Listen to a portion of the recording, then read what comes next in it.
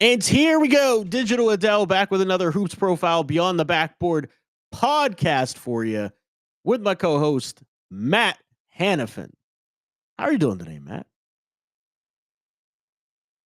Are you frozen? No way. No way did we go live and you froze. Your internet froze. That's hilarious. So Matt Hanifan was having a good day.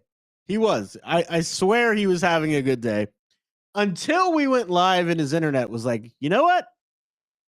No, I don't think I want to. But there he is. How you doing today, Matt? I don't know if it was my internet or what just happened, but I'm doing good. Because I was like, for a second, Adele cut out, and then my screen just or at least the playback just blew up. But I'm doing good. I'm doing good. Combine. We got the second day of scrimmages today. Most of the measurements, or at least I think all of that stuff's done now, right?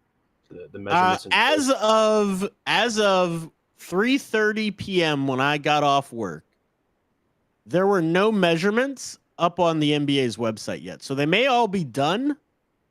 None of them's on the NBA website yet. Okay. Oh, it's weird how I don't know what maybe it's like, they're doing like extra workouts and pre-draft interviews, but Well, last year, do you remember last year? We literally could see measurements coming in. Like there'd be some measurements for a guy. Some guy would be missing wingspan. We got it all so fast. This year, they're like, well, I thought it was. I want to say like Monday and Tuesday it was a lot of measurements and drills, but my point was it's like they market it like it's through the 18th, but then most of the stuff's done by the 15th.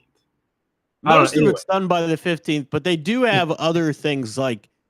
I don't know if they have like the body fat percentages and stuff yet, because that could be the holdup.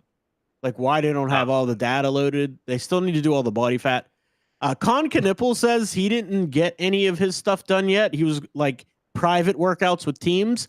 Other players said they've done private workouts for teams. So I think there's going to be a lot of that stuff going on. A lot of the private workouts for the team, since everybody's all in one place. It'll be a lot quicker. Right. Real quick here, before we get started, Sayless D said Matt Hanifan had to pay his Wi-Fi bill real quick. Yeah, the quick transaction. That's right. I was able to get it back. Anyway, what was I going to say here? Yeah. Oh, you know what? Let's do it this way. Let's get right into day one thoughts, and then we'll move on from there. So my quick overarching thoughts for day one are 2 games, 40-minute games. Game 1, the best player on the floor, bar none, no questions about it, was Tahad Pettiford.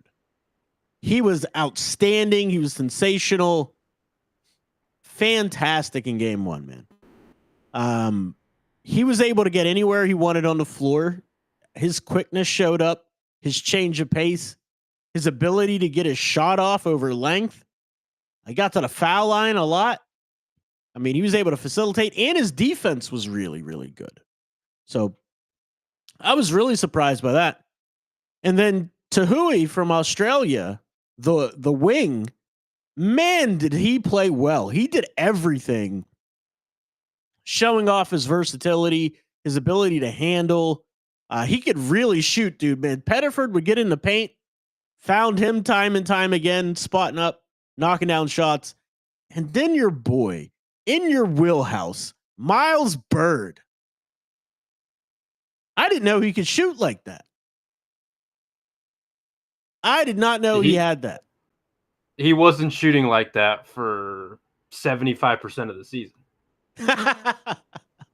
He shot 30. It was in like the mid to high 30s at one point, but in Mountain West play, it cratered. Like I want to say he finished at around like 31% from deep. Yeah, on like decent volume too. But yeah, no, he had a good couple of days. We'll talk about it. But yeah. He did, man. He had a really good couple of days. I liked his versatility, his ability to finish on the break. He rebounded the ball really well. The length is there on defense. You could really notice him being disruptive in passing lanes. I really liked what I saw from Miles Bird. The second game of the first day, we had little Ryan Nimhart. He's tiny, as advertised. I mean, maybe 5'10". I mean, I don't know what his official measurements came in at yet, but he does not look like he's 6 foot tall. But he shot the ball extremely well, played excellent defense, and he is such an easy, natural facilitator. Really reminded me of Tyler Kolek the year before in terms of how he facilitates. Just super easy. I think Kolek's a little bit better than he is in the PNR game, but it isn't by much in terms of his ability to facilitate. And he's got a nice little float game to him. He's able to finish once he gets out on the break and in the lane. So I was really, really impressed with him. And then we talked about this guy in our Discord chat. It might have been our private chat. I started really dialing in on the international guys. I was sending you links and all kind of stuff. And it's Ulbrich. I got to pull up his first name because I can't remember it. But he's got I don't know how to say it, so I'm not crazy mustache, dude. He's got this like Wyatt Earp style mustache. And he is a very fluid mover as a big, competitive, runs extremely hard, super smart. Like whenever people think about basketball smarts, they think about like defensive IQ or offensive IQ. He has those things. But I'm talking about even the angles in which he sets screens. He sets terrific screens and then makes himself available because he's not a very good athlete. Like he can barely like dunk. Like he can dunk, but he's like fingertip dunks. I mean, the guy doesn't have any ups. At 6'10". At 6'10", no ups. But man, he's effective. He's got a nice floater, nice jump hook in the lane. He's got very nice touch, a terrific free throw shooter. I think his jump shooting will translate too if he has to. Well, which he's going to have to at the next level. I really like Ulbrich. I mean, he had a whale of a combine so far. What were your thoughts on day one, Matt Hanifan? I mean, Pettiford was obviously the one that stuck out the most. I know we talked about it in our Discord. Please go check out our off the floor Discord for 5 Reasons Sports, where we do have a draft channel. I know it's a lot of like Miami Heat talk in there, but we do have a draft channel where it's strictly draft. And I remember we were joking at one point before the combine, being like, "Yeah, Tahad doesn't need to play in these games at all. Like we've seen enough. We don't. Obviously, if you look at consensus boards, I think he's like in like the 30 to 40 range, and so he's probably trying to improve his stock. Whether teams have him there or not is a different question. Right. But for us, you and I were like, we don't really need to see much of it, and that justified it. We'll talk about what happened on the second day in a little bit. But he was outstanding. I mean, the one concern that I had with him, or I guess a couple of concerns from the first day that I think kind of carried over to the second was one, the size. I've mentioned that before. Like never gonna fix that. Yeah, obviously never gonna fix that. But like the finishing around the rim, like obviously he had that one dunk in transition. He has like a 42-inch vert. I think it came in as for someone it's insane, by the way. Insane bounce. But like when you're around the rim, you're not going to get that 42-inch all the time. No. That's not how it's going to be. Like it's going to be like very physical, a lot of contact. And so like, how is he going to finish through contact? And it was okay. He has like a good mix of like floaters, layups. Like he's crafty with it, but that's still a concern I have with him just in like short-term, long-term, whatever you want to point out. Not that he won't be effective because he's very quick. I really was impressed with how he played defensively in that game, just because like he was in the passing lanes, he was picking up 94 feet. Like he was doing all of those things, and that's something like from a small guard you want to see. A couple players that I want to mention. This is mostly like a 2-day thing, but I thought Owe was pretty good. Oh yeah. Yannick from Penn State, like he was a guy who played he came up from the G League combine. He was originally, or they called the bouncy kid. Yeah, I thought he had a good couple of days. All things considered, I do have questions. Like there were multiple times, especially today, but over the last couple of days, where he's just biting on everything, Yeah. and that's like you can't do that. And Right. I thought about this because this is I want to like ask you a question about this because obviously you've coached. And I thought about this with like when I was watching him play, and I was like, okay, like Kalel, where I know I don't want to always bring it back to the Heat, but Kalel, Right. where the discipline, like I think that got better throughout the season. But like my question to you, for a player like him with Yeah. those kind of athletic tools and like how bouncy he is, obviously not the strongest guy in the world, but his motor, he has a good motor, he's bouncy. How coachable is that discipline part, and how will that affect his stock?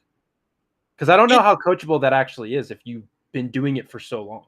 So you bring up a great point, because I've made this point about where it's coachable to a point, and it depends on the player to player. It's because a lot of it's basketball instincts, and it's very hard to fight your instinct to just jump.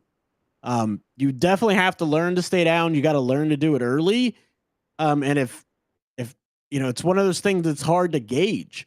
Like you really can't rely on it. Like to keep it Miami Heat centric, KZ Okpala, which was a bust, second round pick bust that the Heat threw 3 draft picks at.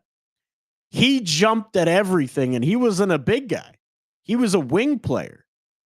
He literally jumped at everything. And I apologize, guys. We have a little bit of technical difficulty here with the Matt Hanifan, but he'll be back pretty shortly. He's back. That was quick. Shortly was, well, I think. Are you back? Or are you frozen? I think he's frozen. Well, interesting day today for technical difficulties. But back to it. KZ Okpala is just a great example of somebody who was never able to get that coached out of him. And he jumped at ghosts.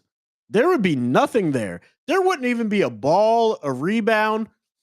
This guy would just jump to jump. It really hurt his basketball career. So if it's me and that guy doesn't have a lot of other stuff to bring to the table, I'm avoiding that type of player myself. But you can try to teach it. You just got to put them through drills. Pump fakes, pump fake, pump fake. You just got to rep it. You got to rep it, man. But that's really the only way. It's really the only way. But we are still trying to sort out these technical difficulties here with the Matt Hanifan.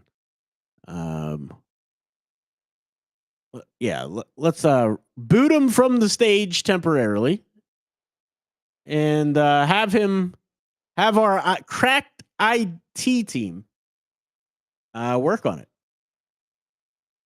But one other thing I wanted to talk about, the player from Duke. I know there's a player from Duke that's in this draft class that everybody wants to talk about. And that player from Duke was Sion James. Wait, what? Not Cooper Flagg? Not Con Knipple? Sion James? Yes, Sion James had himself an excellent couple of days. His on-ball defense, point of attack defense, he's got a path to make the NBA because he's disruptive, super strong, he's quick, attacks the basketball in the passing lanes, gets to the cup, spots up, hits open threes, rebounds. Sion James, whether it's undrafted or via the second round, he's going to be an NBA player. It's going to happen. He may have to go the G League route the first year or whatnot, but he is going to be somebody that can contribute. So, the technical difficulties has claimed Matt Hanifan today. So we will do this again on Tuesday after the combine is over, and we'll do a more comprehensive wrap-up show at that time. But today we just wanted to touch on it, get some of your thoughts, leave us some comments. Maxim Reynaud, I wanted to touch on him as well. Reynaud, he had a really good combine as well. Now, Reynaud was being a little strategic. He didn't get the match up against Albrecht. He played against Ruzic, who's a much rawer center, a young 18-year-old kid, skinny. So Reynaud was able to kind of get whatever he wanted, offensively, defensively. So he put up some insane stat lines. So you're going to hear a lot of rhetoric coming out of the combine about Maxim Reynaud, of how well he played. But just think about it in the context of who he played against. And now he's shutting it down for the rest of the combine. He didn't want to play day 2. He didn't want any part of the other centers. Didn't want any part of it. He said, I did well. I'm shutting it down. I don't want anybody else to see anymore. I don't like that. That doesn't sit well with me. I want to see who's going to compete and compete against everybody. If you're going to be there, you're going to be in the NBA Combine, you compete. You don't shut it down and say, I played well. This is all I want you to see. How does he match up against the other good centers? We'll never know. I mean, this doesn't change your evaluation. It confirms or dispels some things for you, but it doesn't change what you've seen on tape all year. Reynaud, to me, is still a borderline second-round pick. No way am I taking Reynaud in the first round any higher than 25 or below. To me, he's a for sure fire second rounder. So him shutting it down, to me, that's running from competition, in my opinion. Now, on day 2, I didn't get to watch the first game. I had prior obligations. But I did get to watch the first half of the second game. Sion James still doing his thing. Michael Peavy, Thomas Sorber's teammate, he's carving himself a role. Elijah Martin played on the Florida Gators national championship team. Also from South Florida. Played at FIU. He's had himself a couple of good days. His NBA body, he's able to handle the ball better than expected. And Elijah Martin really did himself some favors and made himself probably some money, whether he goes back to school or not. But it's Matt Hanifan. He's back. Our crack IT department on the job. Yeah, I went to go chuck my router off a cliff, but I'm back. That was annoying. But what I miss? My overall thoughts on some players. I also shouted out some honorable mentions. Sion James has been terrific as an honorable mention. Yep. I talked about Maxim Reynaud ducking competition. How he didn't really play against very good centers the first game. Had a good stat line and was like, no, I'm done. I don't want you to see anymore. I didn't like that. These games don't really change your evaluation in the first place, but it didn't do him any favors to duck competition like that.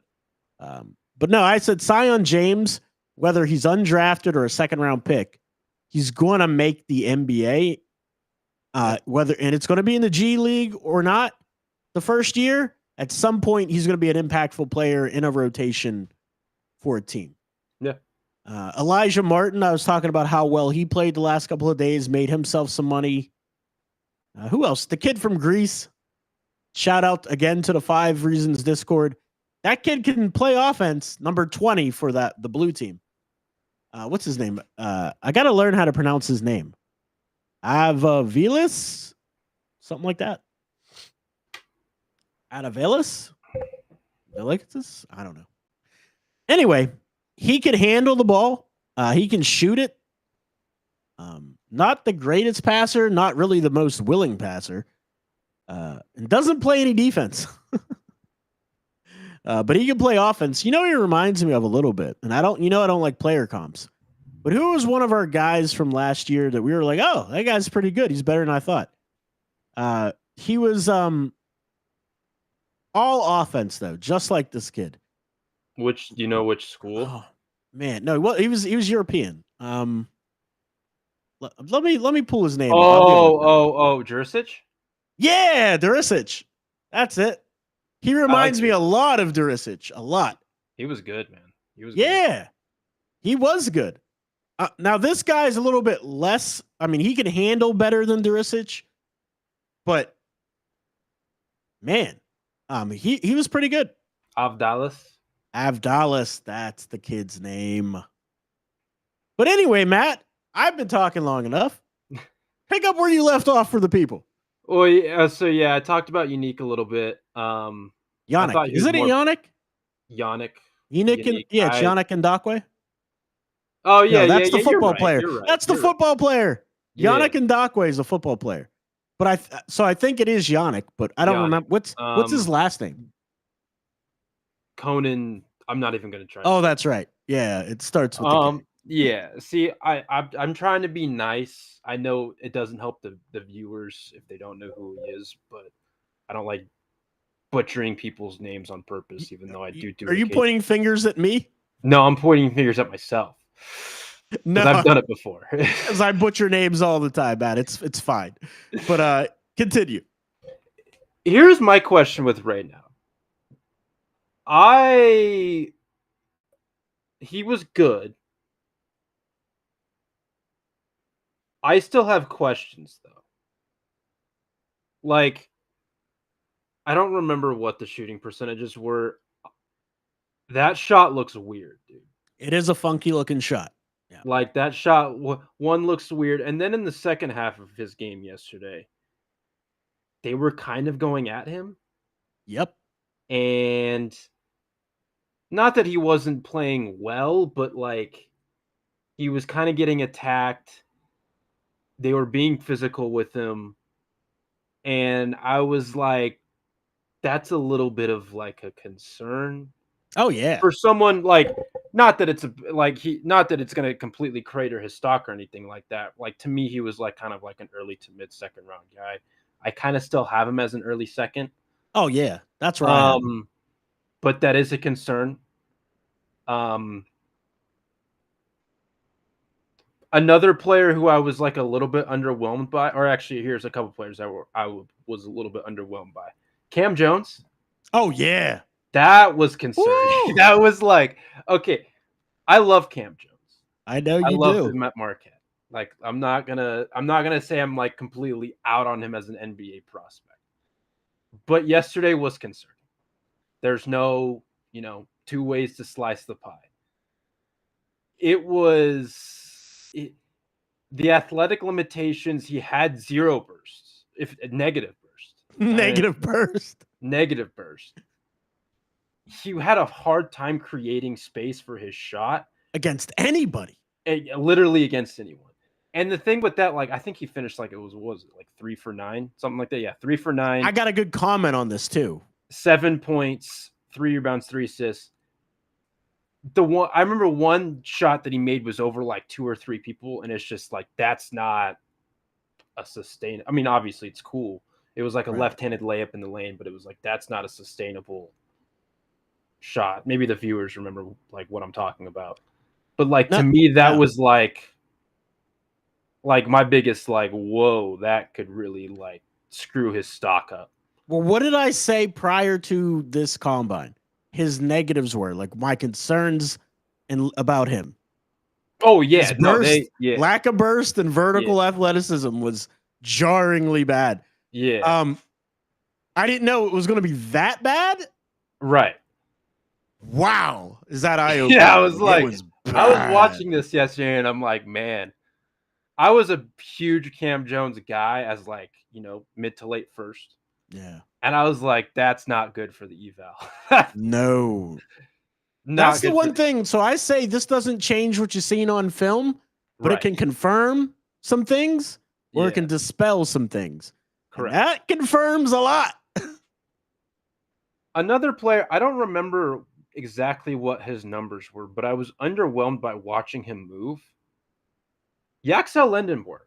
Yes. The physical measurables were very good. I don't remember what they were exactly because, like, I know he tested well. Right. But then when you watch him move in these games, I made a comment in our Discord yesterday. I'm looking at his box score. He had 13 points, 9 rebounds, 2 assists. So like he filled up the stat sheet. But like watching him move, it's like he was super super stiff. And it wasn't like I But I've remember said watching this from the beginning though. I didn't think he was when I watched him at UAB, he wasn't that stiff. Like But when it's he was relative moving to yesterday kids though. and today too, it was just like, oh, When you geez. go up a level of competition, that stuff pops out more. That's true. So, yeah, I agree with you, but that's who he's always been. He's always been like that to me. The thing you find yourself with all that, he still fills up the stat sheet. Yeah. Like he wasn't I don't want to say he was bad because I don't Right. think he was bad, but like the movements were like, okay, that's not particularly ideal. Right. I know he made the comment yesterday that he's like, 50-50, 60-40 about going back to Michigan. I'm very interested to see that. Not just with him, I but think he should with a go lot back of to these Michigan. guys. Like Yeah. one guy today who really popped off the page who might go back to school was Jamir Watkins.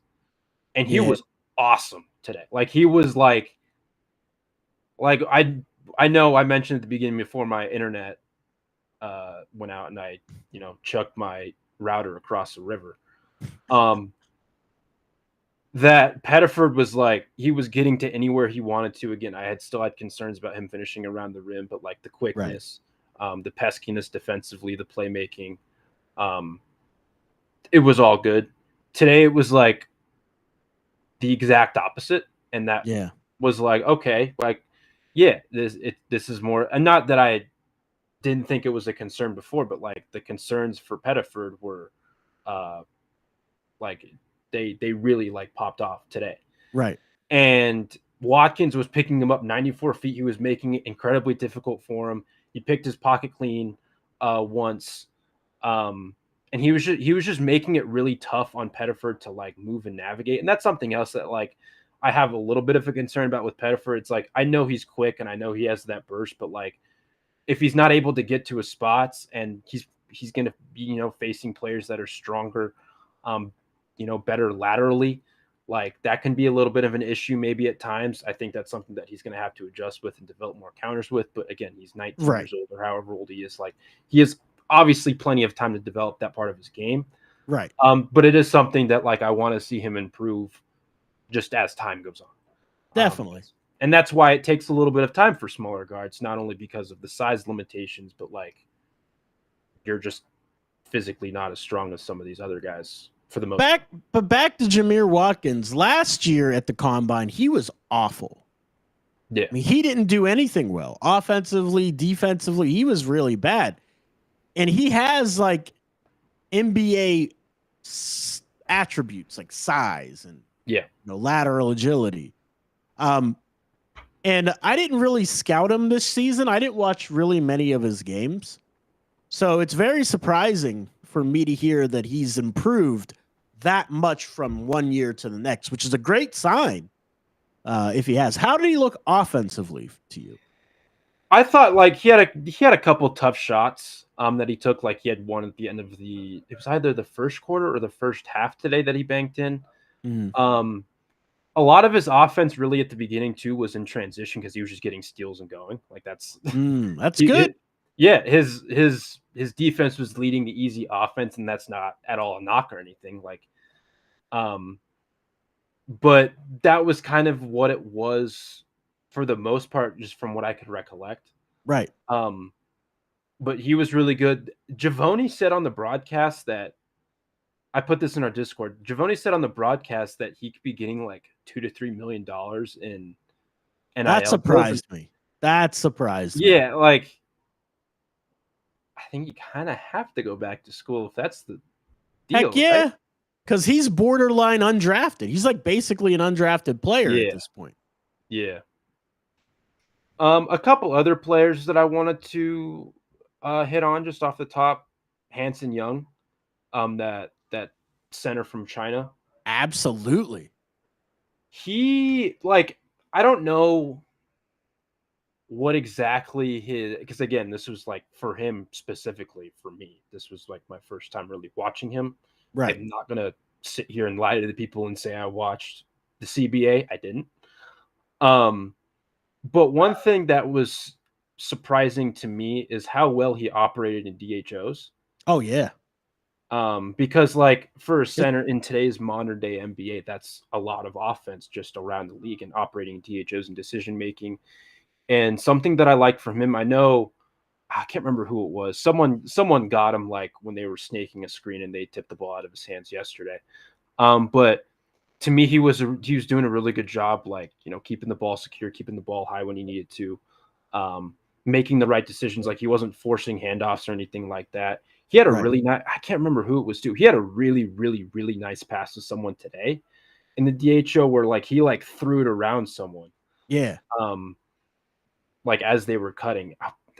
Gosh, I wish I could remember who it was. Let me see if I can. He's terrific. It's probably his best skill is his ability to pass out of the high post and the low post. He's phenomenal at it. I mean, I'm not talking about good at it. He's phenomenal at it. I don't know if it was Pate or maybe I don't remember who. I don't remember who it was. But he threw like a really nice bounce pass. I know he had one that wasn't like behind the back, but he kind of like. Yeah, that was a good one too. Yeah. Yeah, but like he made really good decisions. The touch around the rim, like there were a couple buddies that he did miss. Right. The thing with him that like I just noticed right away is the foot speed and the athleticism for someone of his size. Like I think that's something that's going to be a question as we go along.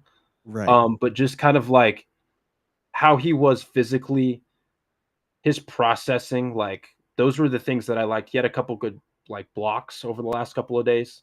Yeah, and he's a good free throw shooter too. Yeah, and so like he made an above the break 3. I know I looked at the percentages a little later. He was like sub 30% this season from 3. And so hopefully, he's able to grow that part of his game. But he was someone that like again, I'm not going to sit here and pinpoint where he should be drafted or anything, but like maybe a team late in the second round, takes that flyer, or someone takes that flyer like as an undrafted. Yeah, my biggest concern with him is defensively, he's a rough watch.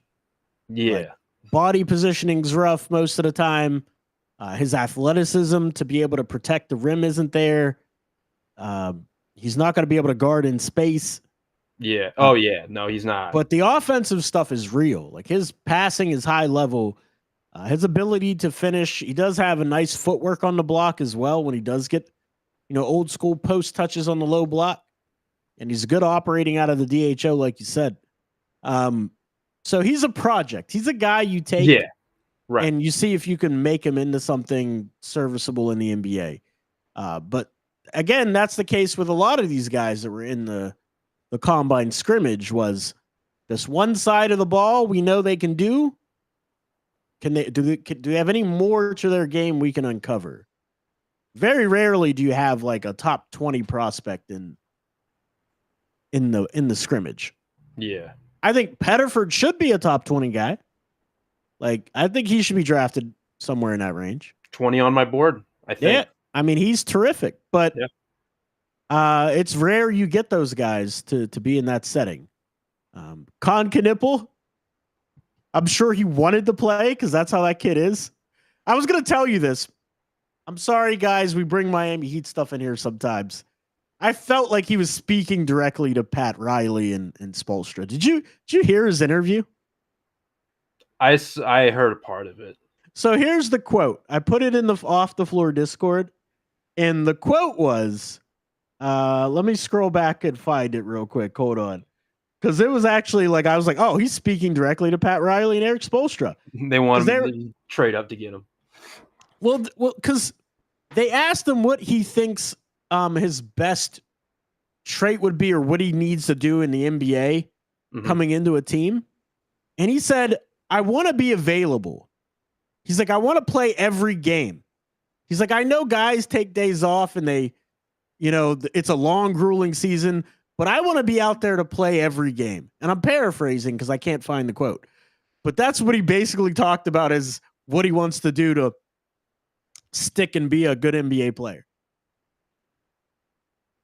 Hey, man. He's like, Pat, come get me. Yeah, he also answered the question, like, who's the most underrated player? And he said, Bam. Bam Adebayo, yeah. One other player that I want to shout out before we close here, before we have any closing thoughts, Mackenzie Mbaka. Oh, yeah, Mbaka, yeah.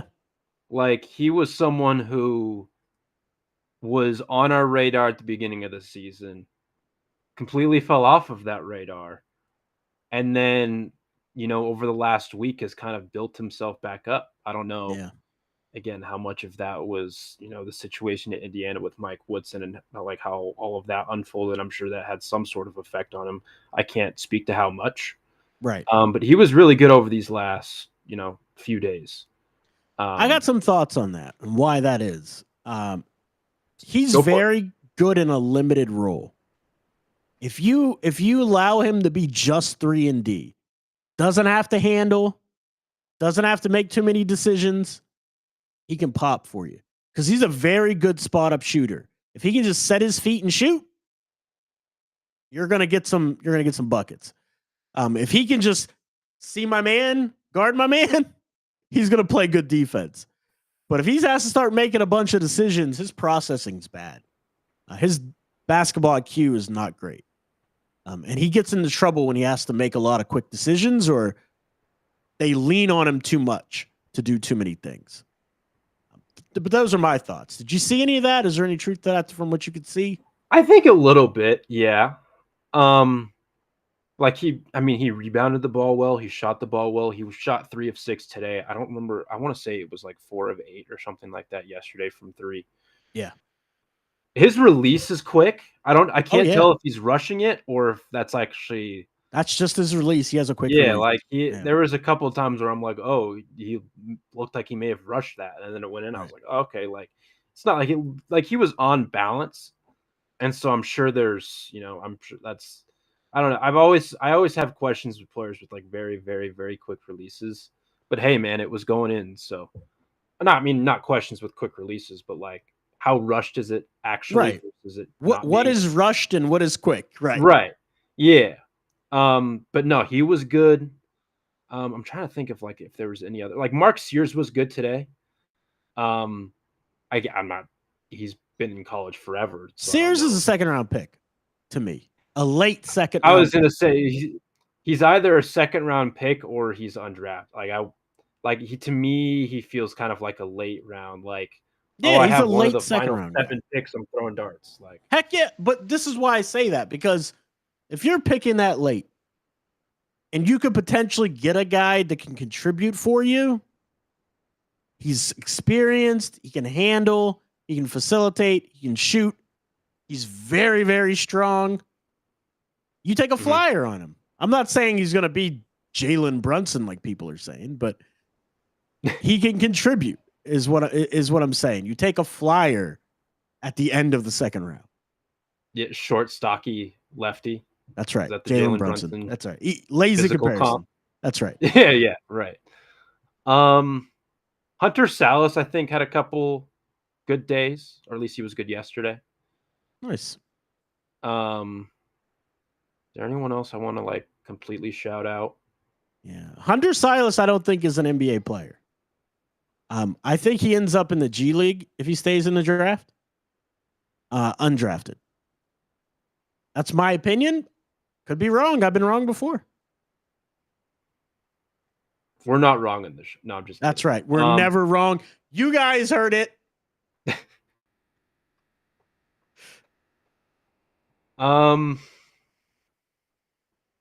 Yeah, I don't know if there's anyone else that comes to mind. I know I missed like half the show or whatever because my dumb internet, but you That's know, okay.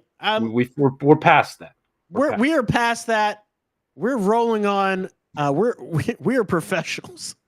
Uh, no, we're not. Yeah, me drop kicking my router. Very Yeah, professional. that is actually hilarious, and that should be on Twitter. You taking a camera and showing us you drop kicking your router. That would be hilarious.